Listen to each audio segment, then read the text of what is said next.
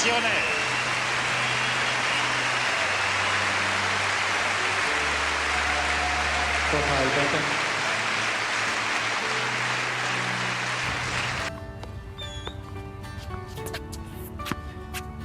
How about that, guys?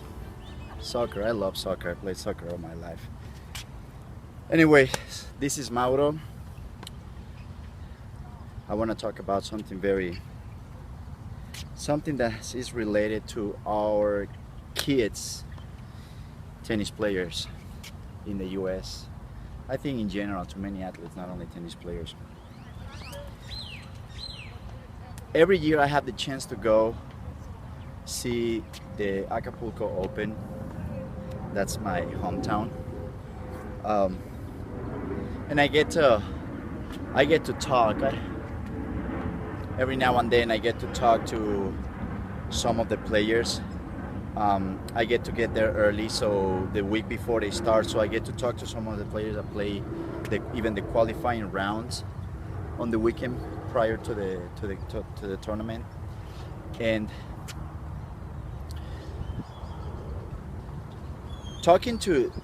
I had a chance to talk to people or players from young people from South America, from Central America, from Europe. Some of them come from countries that have been torn by war. Some of them come from countries that they're just very poor. You know, we would talk about people from Croatia to people from Mexico or Brazil or even South Africa and places like that. I have to say that one of the differences that I have noticed is throughout my years of teaching is the difference in the mentality of many of the American kids, and the difference of the mentality from kids that come from different countries with different backgrounds, where it's hard for them. Some of them, it's difficult to have access to a good tennis court, proper with the the truth is that we are blessed to live in a country where if you want to play football, you have the chance, you have the facilities, you have the opportunity to do it.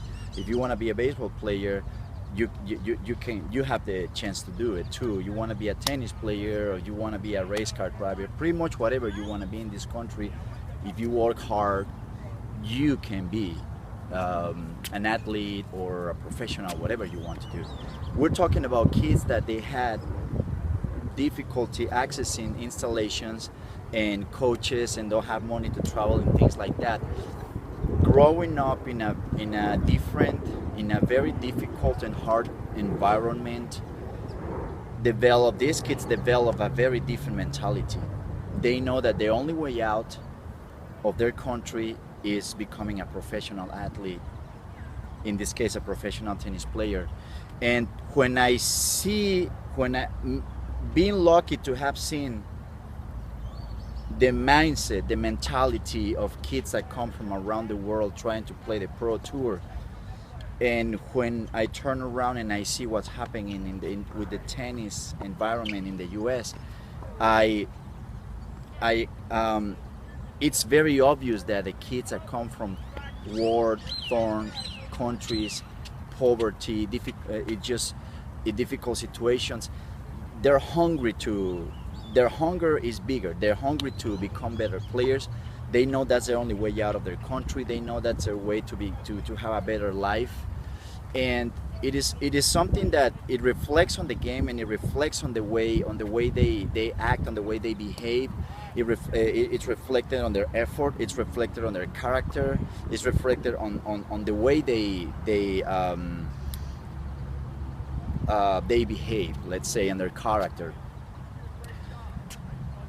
One of the things that I noticed that was one of the main differences I have noticed before between the kids that have been grown probably in a first world country and kids that come from third world countries and from different environments is what I call the negotiation of effort, how much effort they're gonna put on it.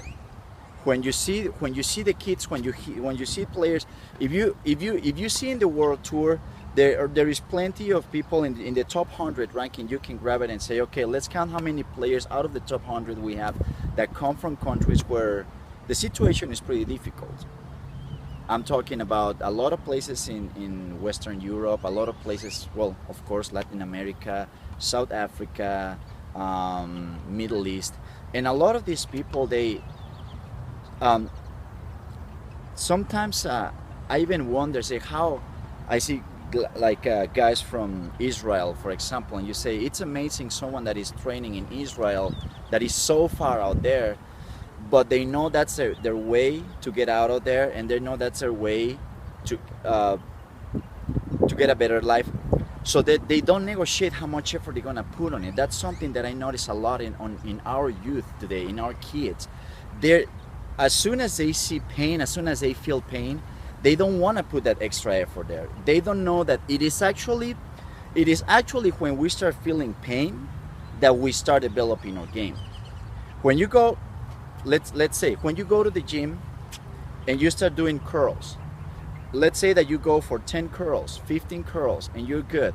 When you get to the 15 curl, let's say, and you start feeling the pain, and a lot of people, they, okay, that's it, and they stop. It is then on the 15th curl, when you started feeling the pain, that your real development as a player, that your real development as an athlete, as a professional in anything starts. It is, that's one of the big difference between the people, the players that are successful on the very top and the rest of the players. It is one of the big difference between someone that is a pro in anything or someone that is an amateur or a rookie. It's how much they're willing to put out there.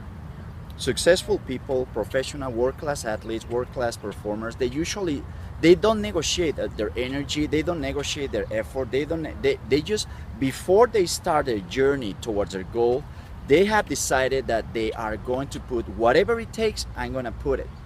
When they get to the 15th curl and it starts hurting, if they wanna go for 20 or 25, they go those extra 5 or 10 curls, they go to 20 or 25 regardless of the pain. They know that it's those last 5 or 10 curls what's gonna pay off in the end. And that is something that a lot of people never get to really figure out. They think, oh my God, all my life I worked hard, and I did so much and I never was successful. And the thing is, a lot of people think that working hard is just doing enough. Okay, this is hard, this is as far as I can get, it got hard, if this is as far as I can get, and I'm stopping here.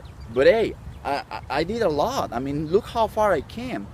Yeah, but the truth is, the thing is, it's not in your comfort zone where you're gonna find your development, where you're gonna find your achievement, and you're gonna find growing on whatever you're doing, whatever your goal is. Just the way it is in life, whether we like it or not, it is until you start feeling the pain that the formation starts. It is until you start feeling the pain that you start forging yourself, that you start shaping yourself, that you start shaping your willpower, your effort, your tenacity, your determination, your perseverance, everything, all the ingredients to become successful.